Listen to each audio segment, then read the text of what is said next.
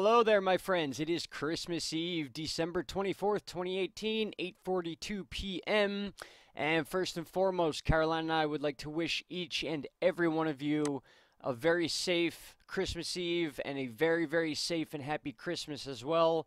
It looks like we will be avoiding the severe weather for Christmas at least, but after that is going to be a little bit of a different story as we already have our next named winter storm. Winter storm Ibani, Ebony, however you would like to pronounce it, that is fine with me.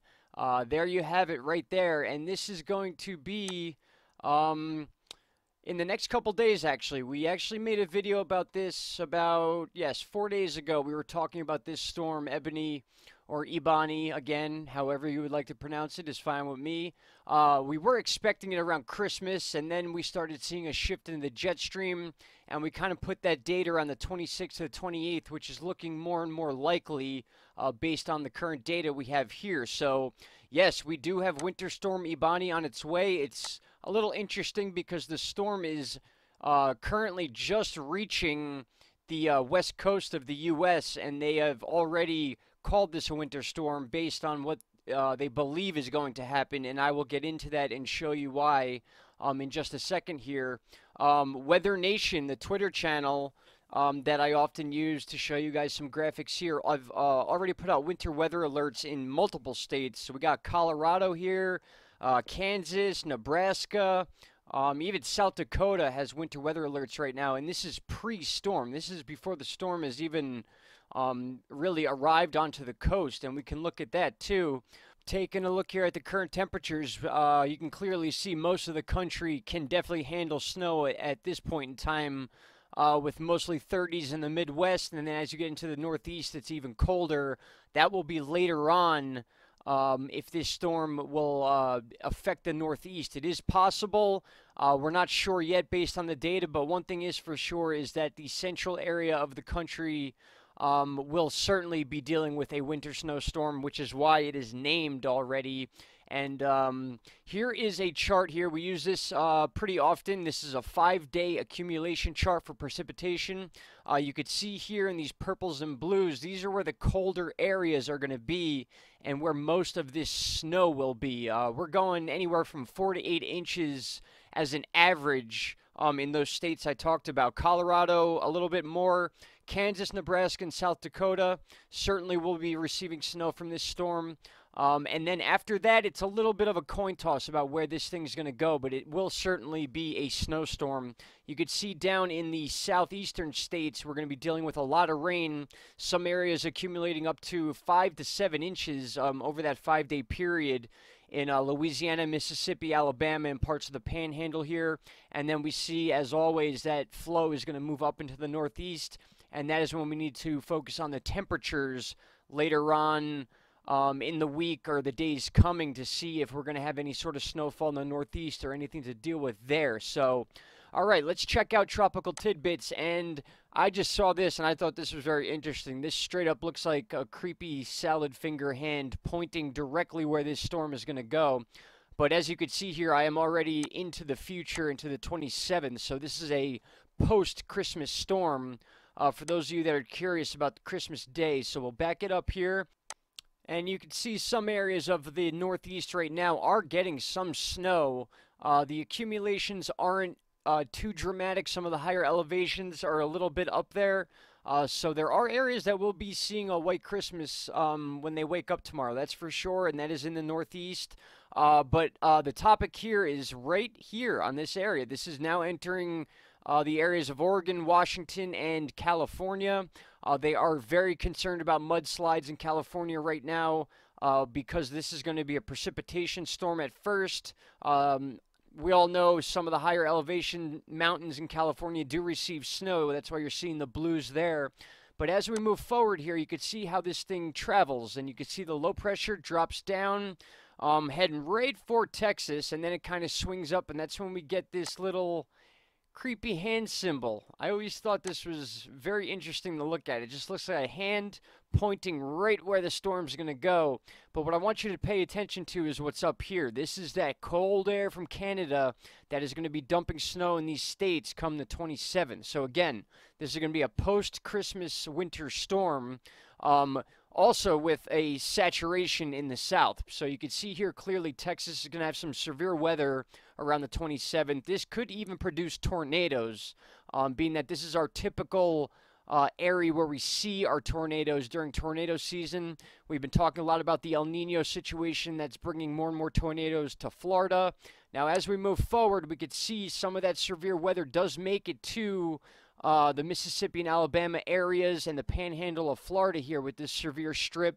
Definitely potential for tornadoes then. Again, this is the 28th, so that's 4 days away. A little more time to let that settle and to see if that is going to be the case for them. But we could see the low pressure system right here approaching the Great Lakes is the source of all this. Very tight rings, very windy. Could be seeing blizzard conditions in Missouri, North Dakota, South Dakota at this point. Maybe seeing something very similar. So this is definitely a named storm. They are very confident in that. Every website I've seen so far has been named this storm already. So when you have a named storm, you can pretty much anticipate the snow is going to come. And the way this storm moves is a little interesting to me because it's not showing the snow in the center part of the country based on the green color. That's usually rain. So they could be expecting a temperature drop during this process here on the 27th, if that makes sense to you guys. But again, if you're in Texas or Oklahoma or moving up into the Ohio River Valley, you got to be on point for this because this severe weather strip here could bring some you're talking your hail situations, tornadoes, stuff like that. Not guaranteed, but when you see these red colors and the yellows, that's what you want to look out for and pay attention to for those of you that do a lot of the online checking for your weather rather than watching TV. As we move into the 27th, though, once again, you can see the snow is being pulled counterclockwise again, basically from the Great Lakes back down into the U.S., still showing a little bit warmer temperatures in the center of the country as we get towards the eastern part of the U.S., and that is when the low pressure will be over the Great Lakes. We got the rain mix over Canada, and then just a long strip of moisture going up the east, which is just going to add to the rain that we've been getting on and off for the last month, it seems. That has just been nonstop. Gray skies, very gloomy out. I did see some sunshine finally the other day, which was nice, but it was a little crisp out. So, but again, we keep seeing this trait here, these severe strips. These are what I want people to focus on, especially in the areas of Louisiana, Mississippi, Alabama, Georgia, panhandle of Florida, and then moving South Carolina, North Carolina, and possibly into Virginia. And once we reach the 28th, basically coin toss city after that, we're still seeing severe readings here as it passes through the Carolinas and Virginia and then out into the ocean with another system there behind it. So this is currently what Ebony or Ibani is looking like. So there you have it, the hand pointing the direction of the storm. Very interesting. I like seeing stuff like that. And then the lowest, the tightest of the rings, I mean, where the highest winds we are going to be expecting, like we said, are going to be in the Missouri area.